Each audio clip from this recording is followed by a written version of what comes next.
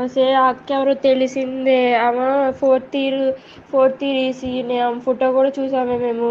ఆ అక్క అంటుంది రండి చూసుకుందాం, విత్ ప్రూఫ్లు కూడా ఉన్నాయి అని చెప్పి తెగిచ్చి చెప్పేస్తుంది. గ్రౌండ్ ఫ్లోర్, పై ఫ్లోర్ ఏదేదో అంటున్నారే. భయం వేస్తుంది. 2 months నుంచి పెడుతున్నారంట. 300 వీడియోలు బయటకు వచ్చినాయంట. అసలు ఆ అక్క ఏమనట్లేదు. దేరంటే రండి చూసుకుంటాం అంటుంది. అందరు ఏడుతున్నారు. మాకు భయం వేస్తుంది. మా ఫ్లోర్ లోనే పెట్టారంట. ఏడుపు వచ్చేస్తుంది. చచ్చిపోదాం అనిపిస్తుంది బాబు.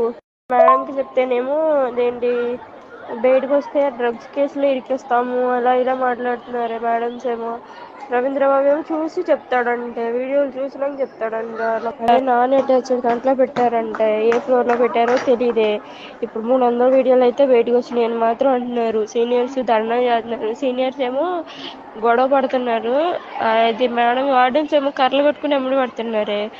కానీ సీనియర్స్ చాలా మంది ఏడుస్తున్నారే. 300 వీడియోలు 2 నెలల నుంచి జరుగుతుందంట.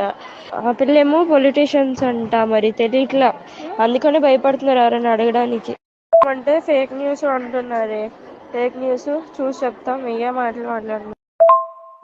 అదే ప్లీజ్ ఎవరన్నా, ఎవరి దగ్గరన్నా వీడియో ఉందేమో కనుక్కోండి. ఇక్కడ వీడియో ప్రూఫ్ చూపిస్తేనే మాకు మమ్మల్ని పట్టించుకుంటారండి, లేకపోతే పట్టించుకోరండి.